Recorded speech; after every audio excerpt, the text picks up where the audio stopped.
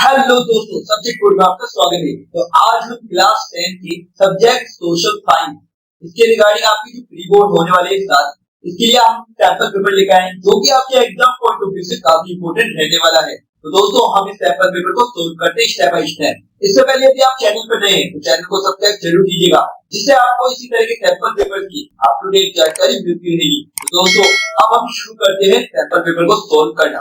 हाँ, ये कर लो पहले। सबसे पहले देखो सेक्शन ए, इसमें टोटल एमसीक्यू 20, ठीक है। इसमें 20 कुछ इसमें फिल इन द ब्लैंक्स भी होंगे, कुछ मैचअप्स भी होंगे। तो हम करें fill in the blanks by choosing appropriate option, ठीक है।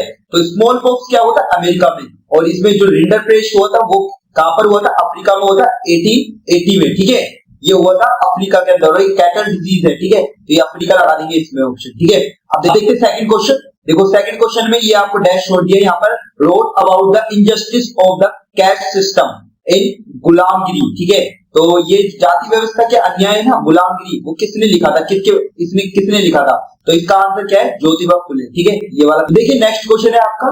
तो आपको ये इमेज दे रखी है यहाँ पर, identify the name of the person, in person का नाम बताना है आपको, ठीक है। तो ये किसकी इमेज है, ये है जुआन गुटनबर्ग, ठीक है। ये डी इसका करेक्ट आंसर आ जाएगा, ठीक है। नेक्स्ट क्वेश्चन है, Buddhist missionaries from China introduce hand printing technology into, ये किसमें करा था, जापान में, ठीक है। ये जापान कर देंगे अराउंड AD 768-770, ठीक है। तो इसमें जापान आ जाएगा आंसर। अब देखिए नेक्स्ट क्वेश्चन है। तो देखो कंप्लीट द फॉलोइंग टेबल, आपको ये कंप्लीट करनी है टेबल को। इसमें आपको क्रॉप दे रखी है एनुअल रेनफॉल और एक क्रॉपिंग सीजन, इसमें बताना है। तो जो वीट का होता है वो कितना होता है, 50 सेंटीमीटर टू 75 सेंटीमीटर, ये रखा, ठीक है इसमें। और क्रॉपिंग सीजन क्या होता है इसका, रबी होता है, क्या होता है, रबी, ठीक है। रबी की जो फसल होती है वो विंटर में उगाई जाती है, और उसका जो हार्वेस्ट पीरियड होता है ना वो क्या होता है, समर्स में होता है, ठीक है। तो इसमें आप रबी बता देंगे और यहाँ से 15 सेंटीमीटर टू 75 सेंटीमीटर ये लिख देंगे इसमें, ओके। अब देखिए नेक्स्ट क्वेश्चन है, विच of the following statement about forest is not true. हमें इनमें 4 स्टेटमेंट दे रखे हैं, इनमें से ट्रू जो नहीं है वो हमें बताना है।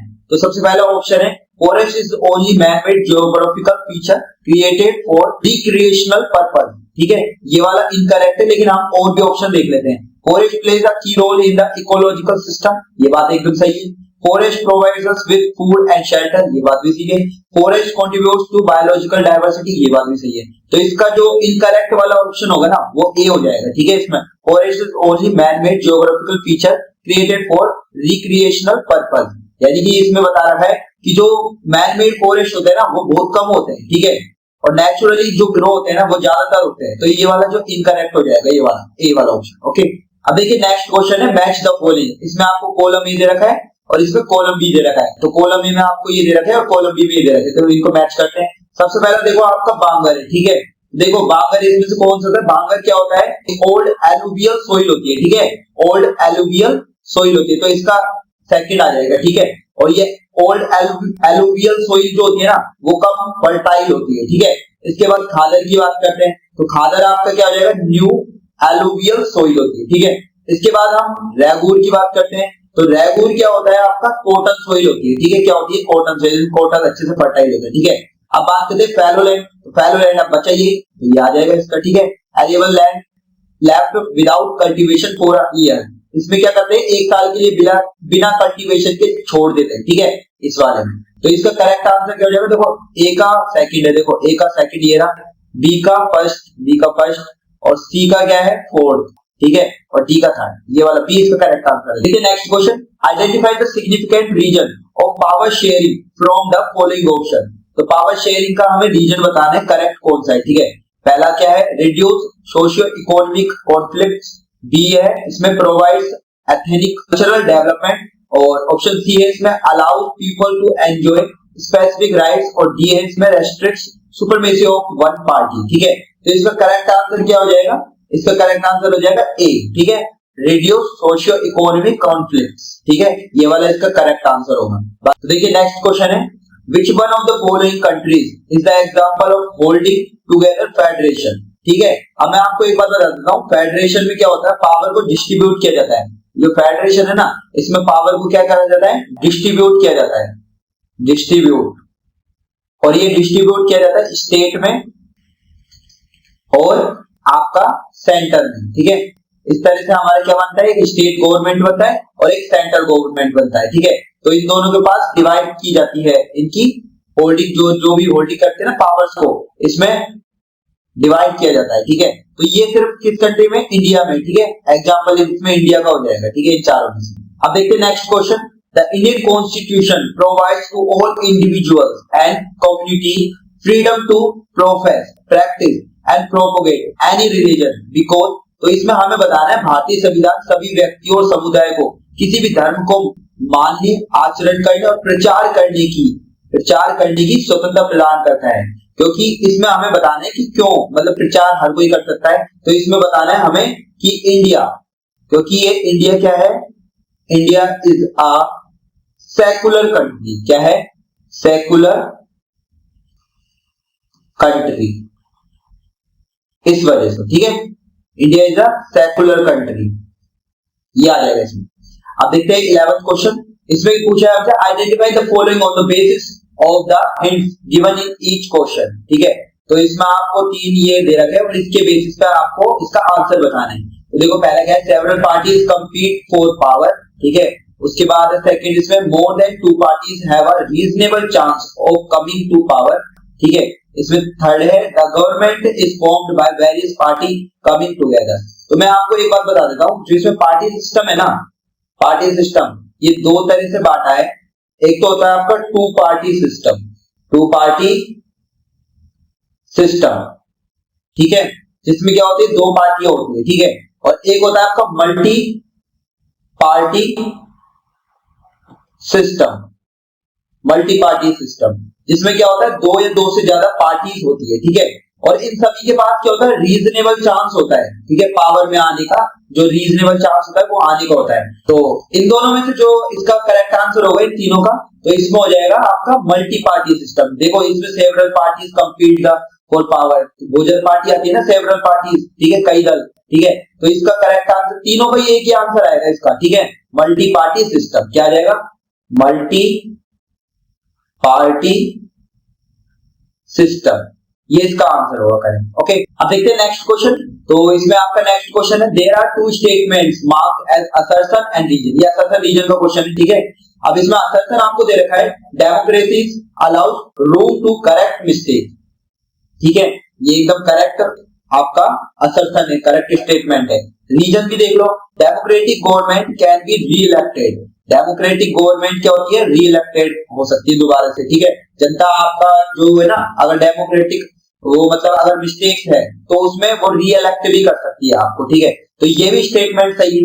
तो अब देखो असर्शन और रीजन दोनों सही है। क्या रीजन असर्शन को एक्सप्लेन कर रहे हैं, democrat allow room to correct mistake, हाँ ये देखो जनता आपको री इलेक्ट करके आपकी मिस्टेक को क्या कर सकती है, करेक्ट कर सकती है, ठीक है। तो इसका मतलब क्या हुआ, असर्शन और रीजन दोनों करेक्ट है और reason is the correct explanation of assertion. तो इसका करेक्ट आंसर क्या हो जाएगा, ए। अब देखते हैं next question 13। A country with principle of majoritarianism led to civil war, ठीक है। तो इसमें सिविल वॉर क्या कब मतलब किस कंट्री में हुआ था ये बताना है हमें, ठीक है। और ये बहुसंख्यवाद के सिद्धांत के कारण गृह युद्ध हुआ था, वो देश का हमें नाम बताना है, ठीक है। तो इसका करेक्ट आंसर क्या हो जाएगा, श्रीलंका, ठीक है। अब देखते हैं next question. Assume there are 4 families in a country. The average per capita income of these families is 5,000 rupees. ठीक है, आपको per capita income बता दी। If the income of 3 families is, देखो 3 families की 4,000, 7,000, 3,000, ठीक है। What is the income of the 4th family? अब आपको 4th family की वो इनकम बतानी है कि इनकम क्या होगी। तो देखिए आपकी पर कैपिटा इनकम क्या होती है, टोटल इनकम, ठीक है, और अपॉन में क्या है आपका पॉपुलेशन, ठीक है, पॉपुलेशन, इस तरह से। अब देखो अब आपको पर कैपिटा इनकम दे रखी है 5,000 रुपीज, ठीक है। तो मैं यहाँ पे क्या पुट कर दूंगा 5,000, ठीक है, इक्वल्स टू, अब टोटल इनकम क्या होगी इन सभी का जो फैमिली है ना, ये 1 2 3, इन 3 को तो ऐड कर लेंगे और ये जो 4th फैमिली की जो इनकम है ना उसको मैं एक्स मान लेता हूँ अभी, ठीक है। तो इन सभी को ऐड कर दो, तो हम लिखेंगे 4,000 प्लस 7,000 प्लस 3,000 और प्लस x, ठीक है। और अपॉन में पॉपुलेशन कितने फैमिली है, 4 है ना, तो यहाँ मैं 4 कर दूंगा, ठीक है। अब यहाँ से x निकल सकता है हमारा, ठीक है, तो मैं x निकालता हूँ। ठीक है। तो देखिए 5 और 4 इनको हो जाएंगे, तो चाहे तो मैं ऐसे कर लेता हूँ, ठीक है। तो ये कितना हो जाएगा 20,000। एक बार इसको थोड़ा सा स्टेप बाय स्टेप कर लेते हैं, ठीक है। अब ये ऐड ऑन कर लो आप, 7 और 3 10, 10 और 4 14, ये 14,000 और प्लस एक्स, ठीक है। अब एक्स की वैल्यू क्या हो जाएगी आपकी, ये 14 को यहाँ पे ले जाएंगे, तो ये कितना आ जाएगा 6,000, ठीक है। तो जो एक्स वाले फैमिली है ना, उसकी जो इनकम है वो 6,000 है, इसका करेक्ट आंसर 4 होगा। ओके, तो देखिए नेक्स्ट क्वेश्चन है, the number of deaths of children less than 1 year of age per 1000 life birth is referred as, तो इसको हम क्या कहते हैं IMR, ठीक है, infant mortality rate, mortality rate, ठीक है, ये इसका करेक्ट आंसर होगा। अब देखते हैं next question, which of the following profession belongs to the tertiary sector of the economy. देखो ये जो टर्शियरी सेक्टर होता है ना, वो टर्शियरी सेक्टर आपका सर्विस सेक्टर होता है, ठीक है। क्या होता है, सर्विस सेक्टर, ठीक है। अब इस सेक्टर में ना कोई गुड्स तो प्रोड्यूस नहीं होते, ठीक है, कोई गुड्स प्रोड्यूस नहीं करते हो कोई भी, है ना, और ओनली सर्विस प्रोवाइड करता है इसमें, इसलिए इसको सर्विस सेक्टर बोला जाता है। तो इनमें से चारों में से कौन सा करेक्ट होगा, टीचिंग। टीचर जो होता है वो सिर्फ सर्विस प्रोवाइड करता है, वो कोई गुड्स प्रोवाइड नहीं करता, क्योंकि फिशरमैन, फार्मर और वुड कटर ये क्या गुड्स प्रोड्यूस करते हैं, ठीक है। अब देखते हैं 17th क्वेश्चन। तो 17th क्वेश्चन है, देखो आपको कैरेक्टरिस्टिक्स दे रखा है और फैसिलिटीज दे रखा है। अब इसमें देखो आपको जॉब सिक्योरिटी, मेडिकल फैसिलिटी और फिक्स्ड वर्किंग आवर्स, ठीक है, ये तीनों दे रखे हैं आपको, और इसमें no no no facility no. तो देखो सेक्टर में आपको बता देता हूं, जो सेक्टर होते हैं हमारे ऑर्गेनाइज्ड वे में होते हैं, एक तो ऑर्गेनाइज्ड और एक आपका होता है अनऑर्गेनाइज्ड, अनऑर्गेनाइज्ड। तो इसका जो आंसर होगा इन तीनों का वो अनऑर्गेनाइज्ड होगा। देखो जॉब सिक्योरिटी नहीं है इसमें, मेडिकल फैसिलिटी नहीं है इसमें, और फिक्स्ड वर्किंग आवर्स नहीं है इसमें, तो ये एक तरह से क्या है अनऑर्गेनाइज्ड सेक्टर है, ठीक है, ये करेक्ट आंसर होगा इसका। अब देखते हैं next question, which one of the following is the formal source of credit, ठीक है।